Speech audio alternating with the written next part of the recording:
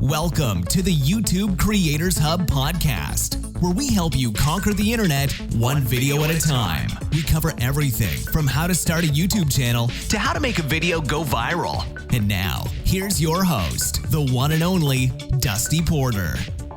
Hello everyone, welcome to episode 192 of the YouTube Creators Hub podcast. My name is Dusty Porter, the host of this wonderful show. The past couple of weeks have been absolutely crazy, with Christmas approaching, which also happens to be my oldest daughter's birthday. Some things have kind of taken place, kind of took me away from the uploading schedule. So I know I missed last week, and this week is a little late. In my defense, I did record an episode, as promised, with someone on the YouTube team.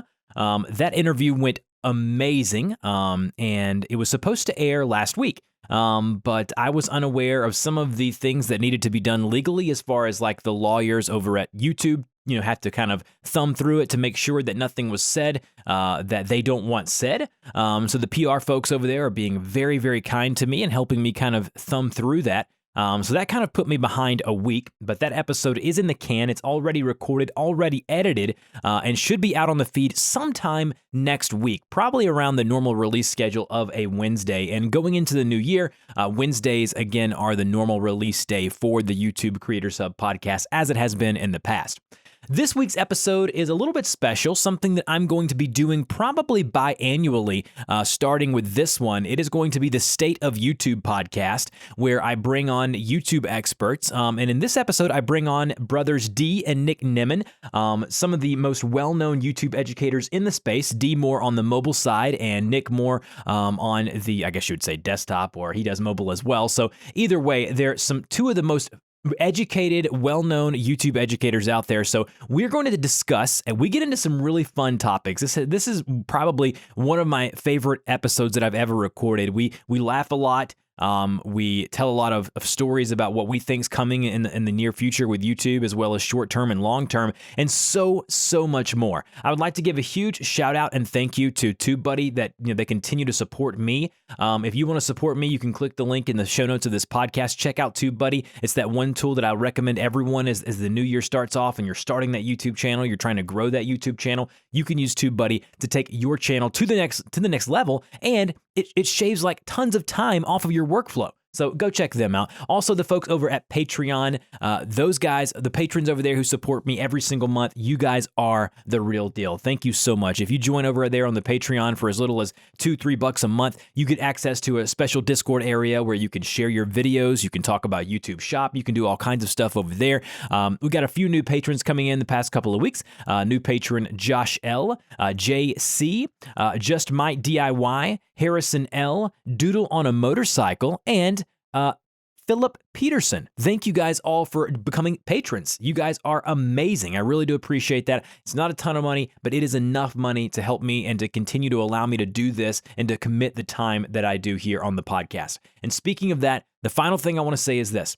If you want this show to grow, if you want to help me out, the best thing you can do, first thing is subscribe to the show. Whether you're listening on Spotify, whether you're listening on Google Play, the iTunes app, whatever it may be, if you guys can subscribe to the show, that lets the podcast player know, hey, this show has people who are wanting to listen to it week after week. So if you could do that, that way you're notified every time we upload a new episode.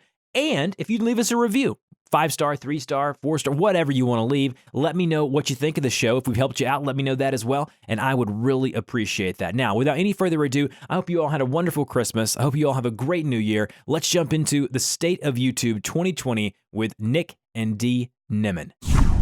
Hello, everyone. Welcome to the final YouTube Creators Hub podcast of this decade. This is Dusty alongside me. Joining me for the State of YouTube 2020 are my good friends, some of my favorite people in the entire world, Dee and Nick Nimmin. Dee, how you doing today, sir? I'm doing fantastic, Dusty, but I just want to say the last podcast of the decade. That sounds heavy. It does. That was heavy.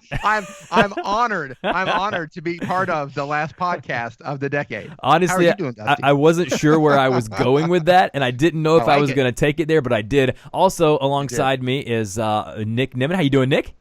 I'm doing fantastic, Dusty. Excited to be on here today talking about YouTube as always, man. I'm pumped to be here. Thanks for having us on. Absolutely. Now I feel like we have like a lot to live up to. So we really do need to make this a banger today. Yeah. So let's make sure we do this thing. We do it justice. The pressure is on now, the last one of the decade. Yeah, we got to bring it. The pressure is on. All right, so I brought these two gentlemen on because I wanted to talk with them about where I think and where we think YouTube is going into the new year, the decade, all of that fun stuff. And so I'm going to, just to make it simple and alphabetical, I'm going to approach Dee first on these questions, and then we'll get Nick to follow up and kind of bring it all around back to the next question. So the first thing I want to ask you guys is that, what are some things that the past year, the past couple of years, and Dee, you're rather a little more green on the YouTube side than say Nick, but you are killing it. And for those of you who don't know, I will put both of these guys' channels and content in the show notes. But most of you probably know who these two gentlemen are. But with the YouTube stuff, Dee, what has been some stuff that you've learned this year that you're going to take into next year? I've learned that there are a lot of companies working hard to get people up and streaming on their mobile device, that they are pushing hard into mobile app development, trying to help mobile creators. So I think we're going to see more and more people doing things with their phones, going live with their phones. That's what's coming, 2020. Yeah, I think we're going to have more barriers even, broken down for people who, just have an iPhone or Android device that can go live and do YouTube stuff at a very high quality. It's getting easier, yeah. Nick, how about you? Yeah, I agree with that. I think the technology is making the barrier to entry pretty much non-existent for YouTube. And I think that, like a lot of people are like, hey, is it too late to start YouTube? Is it too late to get this whole thing going? And I really think that with all of this, with everything that's happening online right now, that we're kind of at the very tip of the iceberg. I think that we're really just getting started. And I think that for anybody that is wanting to or considering starting a YouTube channel and, trying to kind of forge their way over the next decade or even next year in 2020, I really think that now is the time to get in there, because it is easier, and the longer the people wait, there's going to be more competition, because with everything, like as it does become easier, then more and more people start getting involved, and that snowball, so to speak, is just going to keep happening. So I think that for that reason, if you are listening to this and you're considering starting a channel, you need to start as soon as you possibly can, so that you can take advantage of it and get a head start while all of this stuff is still ramping up. So hashtag YouTube is over was trending on Twitter a couple of weeks ago. I want us to kind of debunk this myth and maybe calm the masses a little bit. I saw a ton of people out there stating that the reign of YouTube as supreme is over. There's going to be people, that takes YouTube's place, that it's not worth it to start YouTube at the moment. So guys, how do we feel about that? Dee, how do you feel about that? I think it's ridiculous. I think that, first of all, I think we don't know if YouTube is always going to be the main platform for everyone. Someone could replace YouTube in the future. That's possible. But in terms of YouTube over, not even close. YouTube is growing faster than ever. There's plenty of opportunity on YouTube. YouTube's not going anywhere for a very, very long time. Yeah, I couldn't agree more. Nick, what do you think about that? Yeah, I agree. And, just like with any platform, it's constantly evolving. And one thing that I think is interesting is that this year, TV screens, actually the watch time on TV screens jumped up to more than 250 million hours per day, which I think is a huge deal, and it's something to be mindful of. That's a 39% increase, and I'm pulling that stat from a note that I have here. But as you guys were having that conversation, I pulled that up just because I think it's important for people to hear.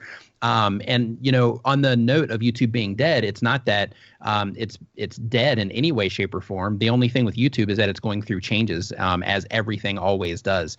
And the only reason people were sharing that hashtag is because, one, they don't fully grasp that YouTube is a company, and they are a US-based company, and therefore they have to, abide by certain laws and things like that. And because of that, there's always going to be those types of things that they have to comply with that are going to impact content creators. But in terms of the growth of YouTube and YouTube being over in terms of people like not paying attention to YouTube anymore, not even close. It's even transforming into, right now, the mobile viewership is the largest, but then you have desktop users, and then it's also transitioning into even more and more people consuming on TVs as well, which means that it's not going anywhere anytime soon. I believe it's go ahead, Dee. I was going to say, I believe that there are certain channels that are over.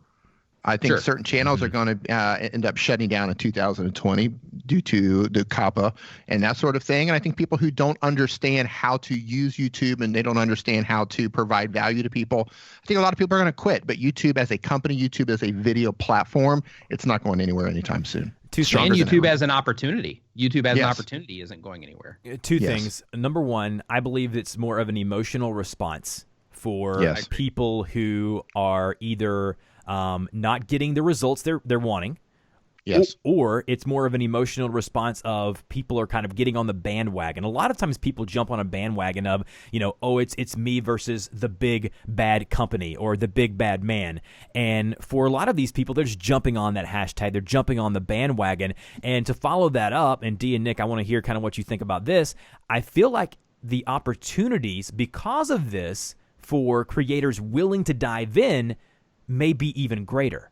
What I mean by that is that I've seen my ad revenue increase this year because of what people are doing, and people are jumping off the platform and different things and whatever. So I believe it's more of an emotional response, and I believe there's going to be even more opportunities for those people willing to dive in.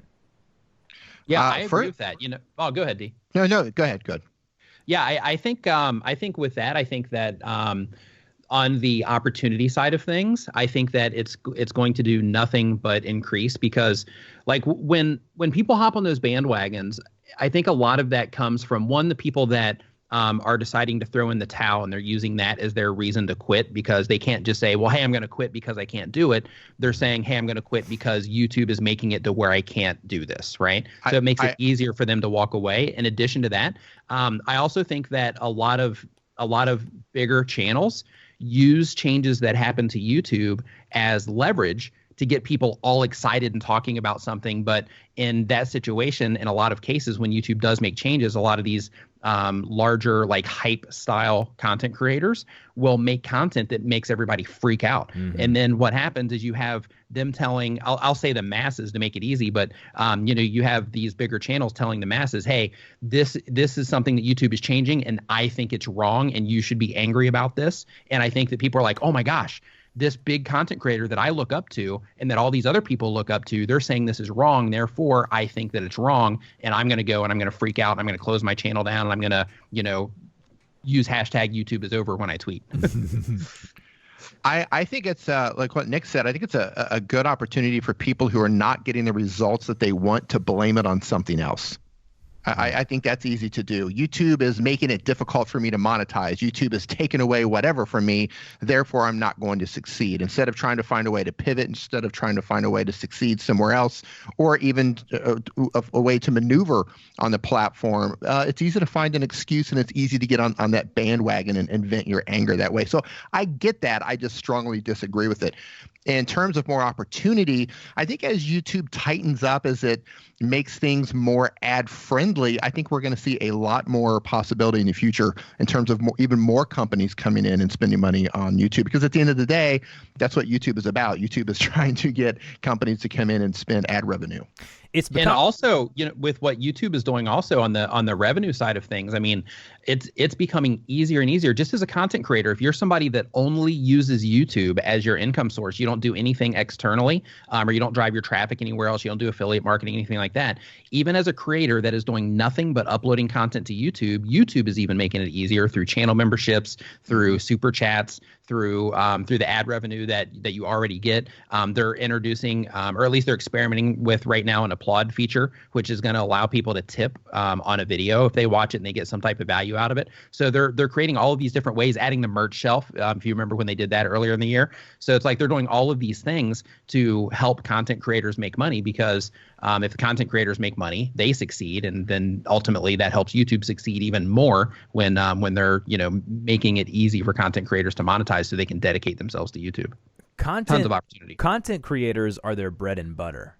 And just the myth that people think that they don't want individual or smaller or medium type content creators is absolutely just asinine. I think that's absolutely crazy, because those are the people that keep YouTube running. It's those kind of people that they want on the platform. Yeah, they want the big YouTubers. They want the big people they can do, like Marquez, MKBHD, those guys that are doing the premium stuff for them. But they also want the smaller to middle-sized YouTuber, because that's where you're going to get the next Marquez. That's where you're going to get the next Nick. That's where you're going to get the next Dee, the next whatever, is from these smaller YouTubers that are coming out.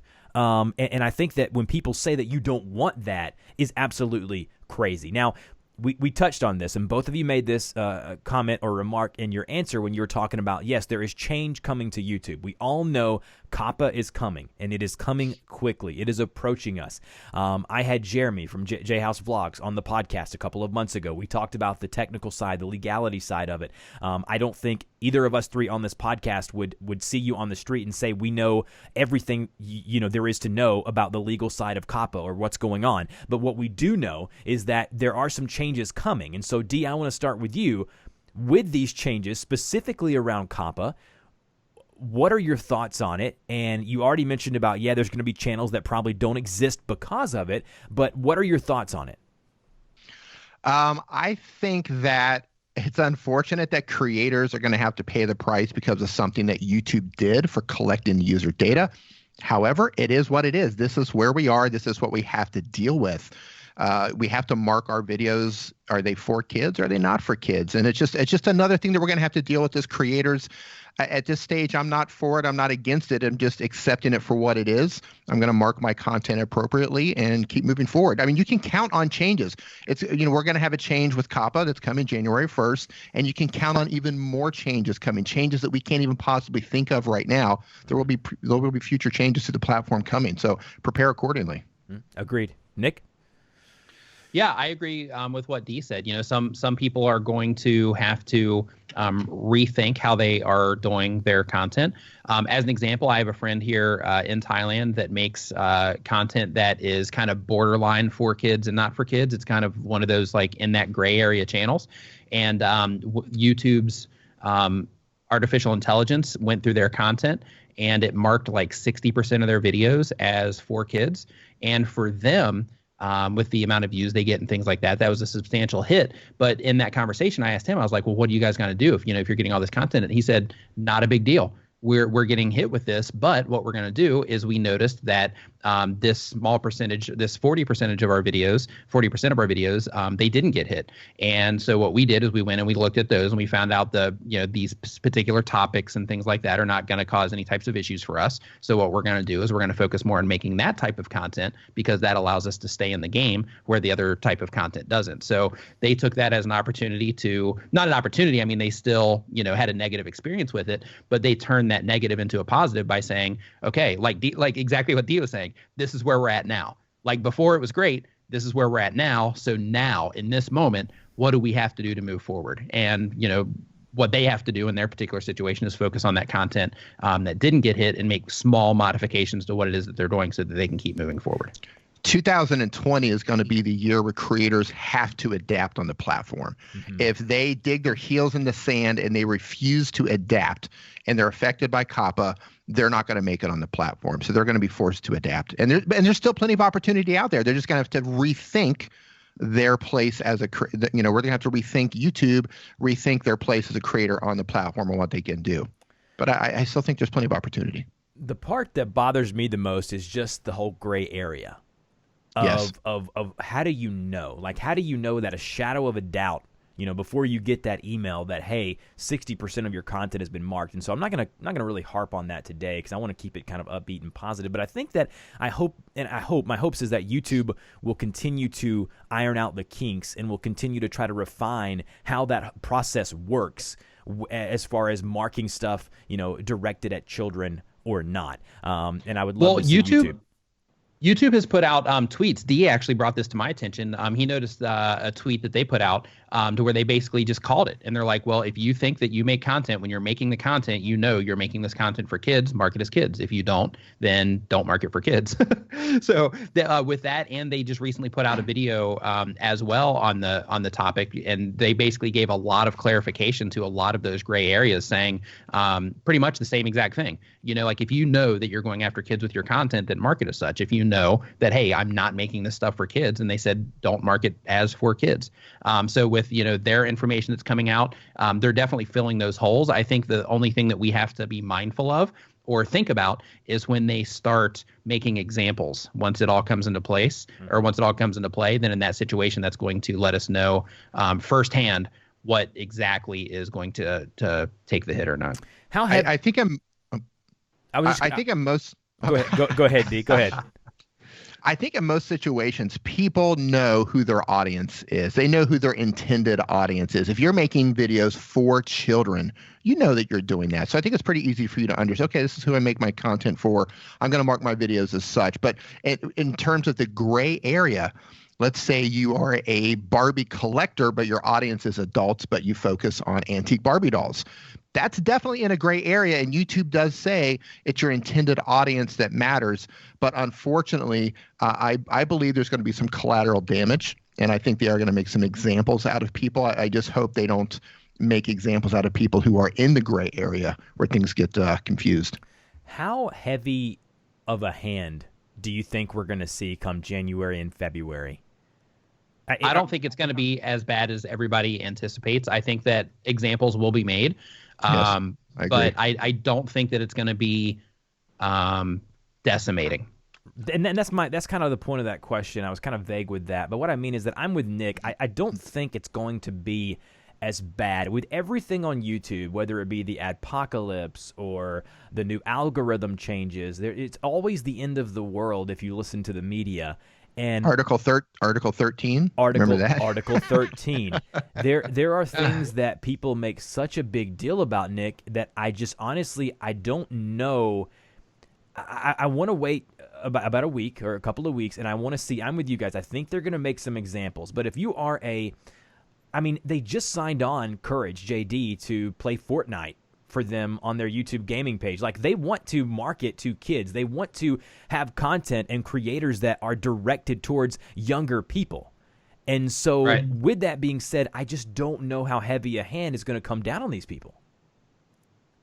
Yeah, I'm right there with you.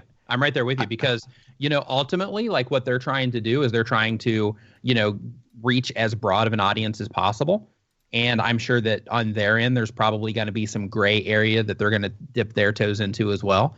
But I think, you know, at the end of the day, like Dee was saying, I think that, you know, if you're a content creator, you know if you're making content for kids or not. And if you know that you're not, then, you know, I would put some of that fear aside. Be, you know, mindful of what it is that you're doing. But, you know, if you're, you know, an example that Dee and I both like to use is, you know, like car channels that are like, you know, I make videos about cars. You know, should I mark my content as for kids? And the answer to that is, you know, you probably shouldn't unless you're actually making those in a way that would appeal to children. Right. But if you're showing how to fix your motor, then no, you're fine. Right. I'm a Canadian. Yeah, we have comments on our videos like, hey, I'm a logger in Canada, and I teach people how to use chainsaws. How should I mark my videos? Yeah. Well, how do you think you should mark your videos? You're not teaching children how to use chainsaws, are you? I know. Hopefully not.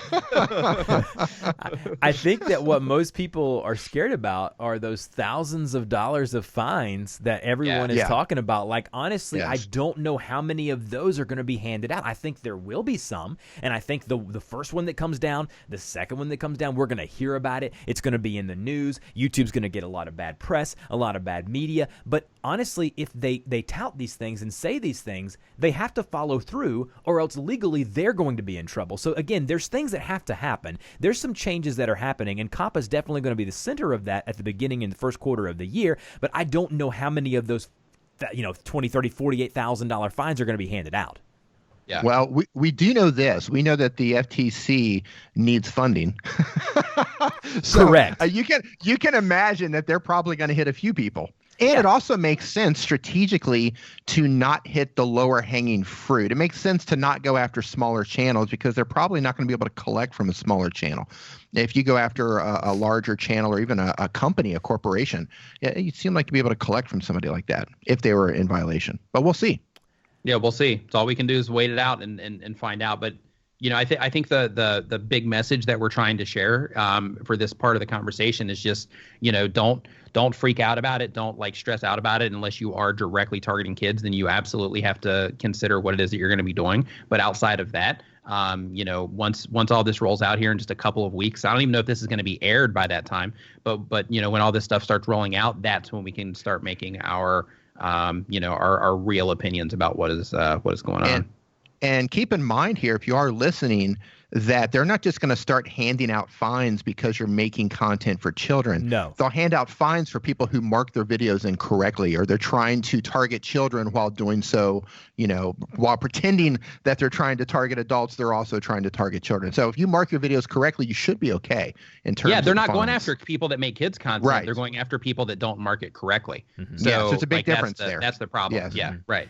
And to be honest with you, let's say you're a video game content creator, and you guys may differ on opinions of this, but let's say you're a video game content creator and you do Fortnite videos or you do Call of Duty stuff, and in your opinion, you're not going after kids. You are seriously marketing to, 18 and above or 13, 14 and above.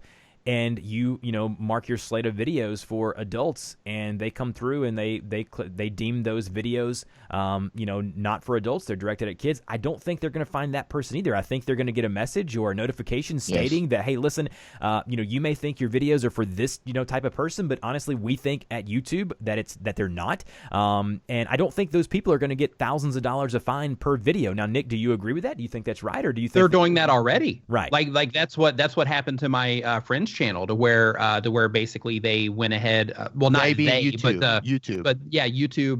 The artificial intelligence at YouTube basically figured out that based on the content that it saw in the videos, titles, tags, all that good stuff in the content, that content was deemed by their system as something that would be targeted towards children. So I think that if you are doing gaming content or something like that, that was one that YouTube in their video that they recently put out, to where they even said in that situation, if you're not making those games for kids, then you're fine.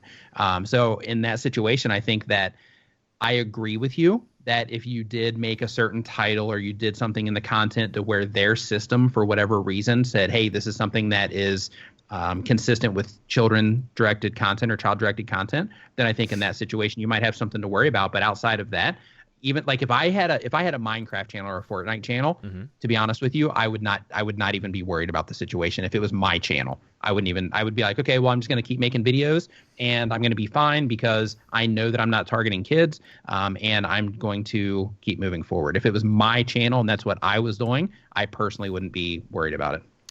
Well, on the YouTube video, they specifically mentioned Minecraft. And Minecraft is interesting because some of the versions of Minecraft are made for people under the age of 13. I think they go as low as 7 for some versions of that. And they said specifically for Minecraft that it's your intended audience, who you make the videos for, that matters. So that was encouraging, because there's a lot of people in our Discord who are gamers and they're absolutely panicking about this. Playing Minecraft specifically. On my channel, I've been around for a while. I'm an old man, and 9 years on YouTube or whatever it may be. And in years past, I've done when the iPhone first came out, I did game reviews for app reviews or whatever. I did game roundups on the iPad and iPhone. Those are things that in the future I may want to go back to doing, and I don't think that I directed any of that towards kids. And so I talked to a couple of people over at YouTube, and they kind of gave me a little bit of comfort, kind of like what Nick just said.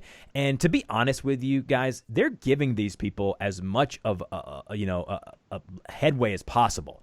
They're letting people know. They gave you the opportunity a month ago to go and flag your content one way or the other, and then they're getting in touch with you, like they did with your friend Nick, and said, hey, listen, 60% yes, 40% no, or vice versa. And so they're letting you know, whether or not, your stuff is in their eyes deemed towards kids. Now, That's a change. That's not the only change coming. Nick talked about the memberships, the tip jar, the things like that. What are some changes? Dee, we're going to start with you first. What are some changes that you think we're going to see in the new year? And also, what are some changes that you would like to see in the new year? The changes I think that are going to happen in 2020. I think YouTube is going to continue to focus on finding new ways for creators to make money. I think that's going to be a big priority for them, because the more money creators can make, the more content that's going to go on to it feeds the beast. Creators, they want to make money. And the more, like Nick said, they're going to have a new tipping feature called the applause. They've just added members. They're still in beta and they're rolling that out. There's a lot of things that they're doing so creators can make money. And I think that's fantastic. So I think we're going to see more of that. Obviously, YouTube Studio is no longer in beta. They rolled that out. So more analytics, more things that are going to make things easier for creators to upload their content and to dig into their analytics to figure out what's working and what's not working. And what I would like to see personally, I would love to see YouTube step it up a notch and come back and upload or and update the YT Studio app to give mobile creators more information in their pocket. All right, their mobile device. Before Nick answers, two things. Number one, I agree wholeheartedly with the YouTube Studio stuff. I think there is such an untapped market there and such an opportunity, especially for mobile creators. And Dee, you know that market better than anybody. If you're a mobile creator, you've got to check out Dee's channel. It's amazing for people who are doing that. Secondly, as a tutorial content creator, guys, who just does tutorial and how-to content on their YouTube channel, the applause feature, the tip feature for bringing value or helping people out, oh my goodness, Nick, I have waited on this forever. Think about those streaming tutorials that you and I do, Nick, where we're out there showing people how to use Streamlabs, showing people how to use OBS. What if they could just give us like $3 or $4 or $5 if we helped them out? I think we'd be amazed at how many people, I'll let you touch on that in your answer, Nick, but I think you'd be amazed how many people are willing to do that. I did a tutorial, this is crazy, on how to send and receive money using Venmo. That the guys of Venmo reached out to me. I wanted to do some stuff for them, and they said, hey, can you do just a simple tutorial? I did. Literally every single week. It never fails. I put my Venmo code in the description of that video. People send me $5, $10, $20 for showing them how to do that on that video. It's amazing to me. People want to give the people who bring them value money, but you've got to be willing to do it. Nick, what's your answer on the changes you'd like to see and the changes that you think we're going to see? I'm right on board with what you guys are saying. I think that without question, YouTube, they're going to have a hole to fill, so to speak, because the kids' content generates a ton of money for them. So they're going to have that hole to fill. And in order to start filling that hole, they are going to, actually, they already are going for, they're trying to find advertisers that will advertise on content that's a little bit more risky. I think that, like Dee had mentioned, that they are definitely going to continue to roll out features for making it easier for content creators to monetize what it is that they're doing. I'm so much with you on the applaud feature. I think that is going to be pretty awesome once people get into the habit of using it. I think initially it's going to be a little bit awkward for people, but as soon as people get into that habit, it's going to become normal, I think, for people to just be like, wow, I got a lot of value from this video. Click and done. So I think that that's going to add. I mean, it's not going to be like a game changer, maybe, but I think that it's definitely going to add, at least a nice amount to your monthly payout from YouTube, without question.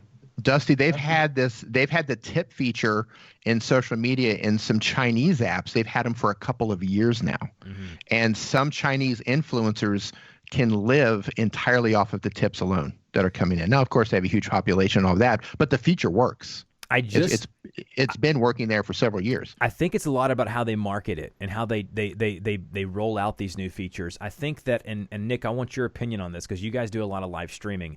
I think if they marketed the whole member thing a little differently, I think us as creators would have seen way more revenue out of that. Well, I think that that's more on us. Like, I think it's more on us to market it, because that's not even something that I talk about in my videos. I only talk about it from time to time in my live stream. We have a little graphic for it. Right. Yeah. So because of that, I think that it's us. I think it's our fault for not marketing that correctly, because, the people that are viewing YouTube are watching us. they're not watching like the YouTube channels, right? Those channels are made more for us, right? For other content creators, like all the help content. Right. So I think that it's up to the content creators to market that. And I think that we have done a poor job of marketing the memberships, because I think, like you, Dusty, me, I think that we could turn that into its own little cash cow if we marketed it properly, if we offered, the right stuff in there and things like that, instead of having it just as like a something that you mention in passing on occasion, right? I think that we could really go hard on what it is that we offer, because, I mean, you see what people do with Patreon, right? Ooh, yeah. And with them being on YouTube already, they've already got their finances connected to it. It's super easy to do. You just press, a couple buttons, agree to it, you're done. Then you're a channel member. So, it's an easy process. They're already on the platform. They're already given super chats and things like that. So, so it's not something that's out of the ordinary. I think that it's just us that's doing a poor job at actually marketing it. I know on my channel, I've got a decent amount of members, but I guarantee you, just like you, Dusty, if we started being active and saying, hey, over 2020, I'm going hard on pushing channel memberships. I bet we would be able to 10x or more, probably 20x the amount of channel members that we have if we took that approach. Go ahead, Dee. There's one thing about this that does make me just a little bit uncomfortable. So you have your ad revenue, you have your memberships, you have your merch shelf, you have everything put into one YouTube basket. If you accidentally lose that monetization due to a community guideline strike, even if it's not valid, it could be accidental, you're going to lose all of that. Really, one switch, you're losing it all. Yeah. On the flip side of that, though, if you do still have external things that you move traffic to, then you're just creating that bigger asset, because you're already getting the ad revenue anyway. So like if you're already getting the ad revenue, you're already getting the super chats, you're going to be getting applause soon. So it's like with that, it's like, okay, well, the only difference would be where you were previously doing whatever it was that you were doing for your members, that would stop while you weren't monetized, and then you would start doing it again. Now growing that elsewhere, like on Patreon, definitely a win, because then that secures you there. But in terms of the ease of things, I think just making it easy for people is a huge win in that regard. I just remember when people were complaining about the ad program in years past, of the fact that, YouTube was not allowing the creators to have any way to monetize or to make money off their content.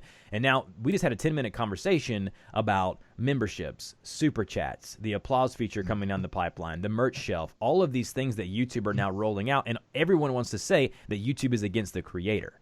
And to me, there are some negative things. We're not going to sit here, us three, and say that YouTube are not, stubbing their toes every now and then, because they are. But at the end of the day, they are also providing us with an amazing platform for free that we can upload our stuff to, and then find other ways that they're providing us to make money and to monetize our content.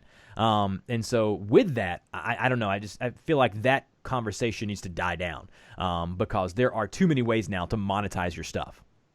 I agree. And I think when people talk about how like YouTube is out to get them and YouTube doesn't care about small creators and all that stuff, I think that all of that is just a mindset thing. I think that, like it's really easy, like you had mentioned earlier, Dusty, it's really easy to get caught up in, like negative threads on Reddit or negative tweets or negative things in Facebook groups and things like that, instead of sitting back and looking at it and saying, man, this place, if I just meet these requirements, it might take me a week or it might take me 6 months in order to get there. But once I meet these requirements, I start having these different features open up to me that allows me to make a car payment, or that allows me to make a mortgage payment, or that allows me to go full time on this thing and be able to, to like live a life off of just making content. Like, I think that just getting caught up in that side of things, saying that YouTube is against small creators or making it difficult for creators, I think people are just looking in the wrong direction. Because, like you mentioned, it's like, if they are helping content creators and small content creators, because those small content creators are the people that are going to be the big content creators later, right? There's channels that started in the beginning of 2019 that already have 1 million subscribers. Correct. And that same exact thing is going to happen in 2020, and it's going to happen in 2021, and so on. Like, it's not about, they're trying to hold down small creators, anything like that. What it is you as a content creator, all of us as content creators, we just have to make content that's good enough for people to respond to it. And once they respond to it, then YouTube becomes our friend in terms of, it's not even that. It's just YouTube identifies people are liking this content. Let's show it to more people. That's it. Let's make it available for more people. So as long as you do your job as a content creator, then it'll end up working out for you on the YouTube side. I think there's something else that's happening with newer creators who are coming onto the platform. If you're not networking, if you're not in Facebook groups, you're not in Reddit, you're not communicating with people who are successful on the platform currently, you might not be aware of other ways to monetize your channel, and all you're thinking about is ad revenue.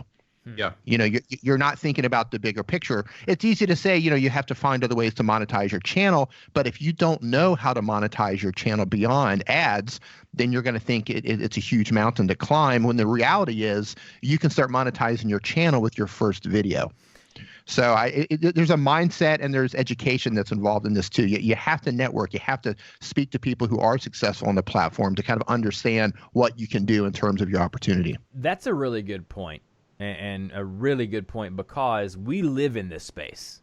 Right. Yeah. And we eat breakfast, lunch, and dinner there, and we're here all the time. I'm doing podcasts multiple times a week. Dee, you and Nick are doing videos on YouTube stuff all of the time. And so because of that, we may think and get in this mindset that, it's commonplace, that we know all of these things, we know all of these details. And you're right, there may be people who don't know that.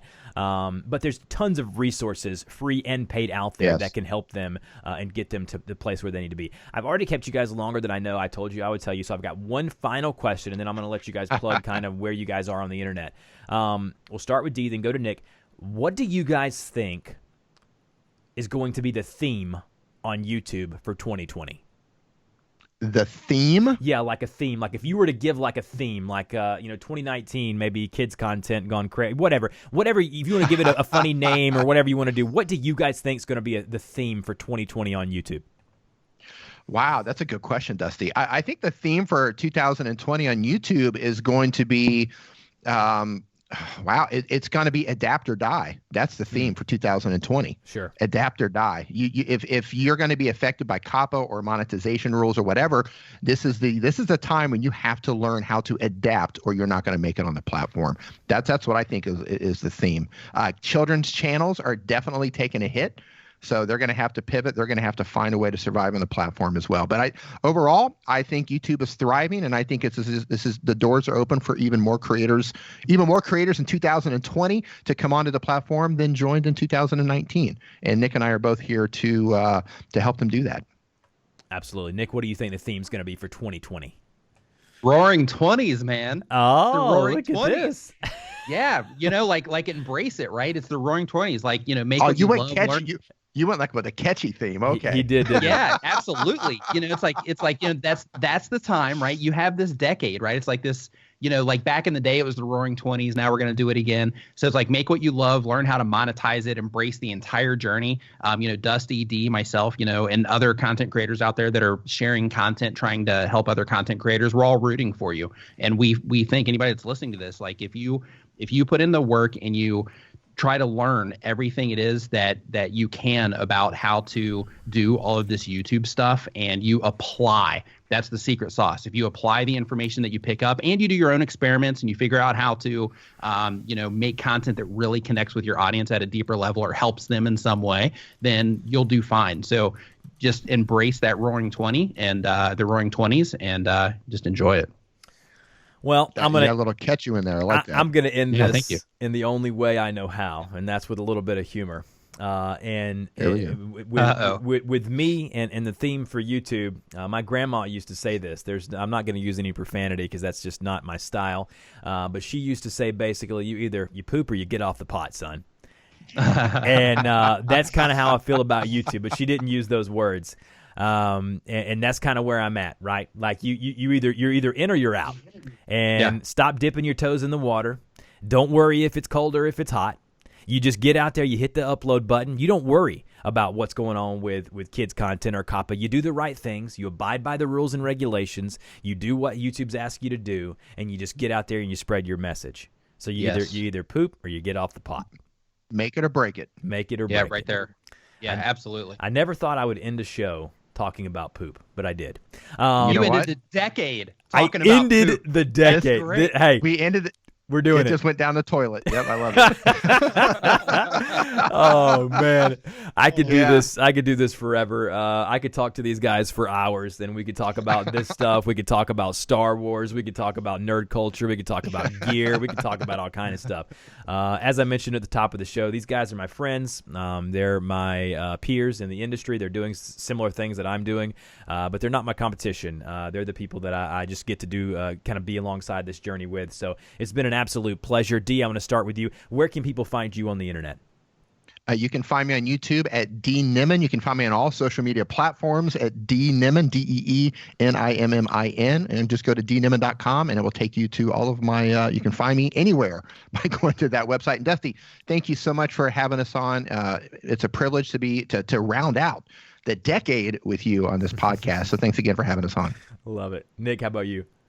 I actually launched a podcast recently, Dusty, called Comments Over Coffee. Yes. So if you are listening to this, you might also enjoy that podcast as well. It's more short form content. It's not interviews. It's just, kind of quick tips about YouTube where you can learn about YouTube over a cup of coffee. But if you look for Comments Over Coffee on your podcast platform of choice, that'll pop up.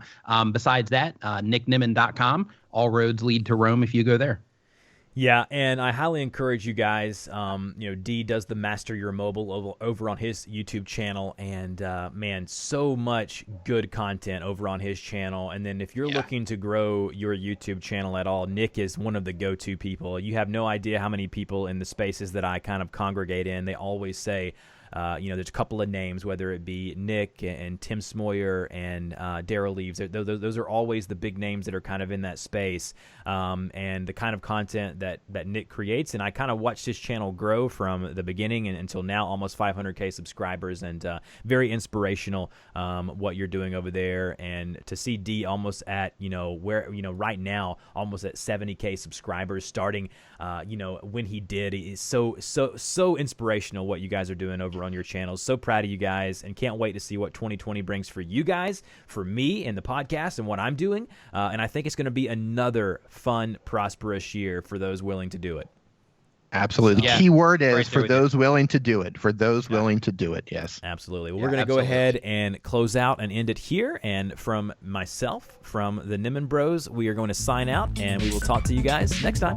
You've been listening to the YouTube Creators Podcast. We want to thank you and invite you to subscribe to the show, as well as support us on Patreon for great perks, such as having your YouTube channel featured on the show and a link on our website. Until next time, keep uploading those videos.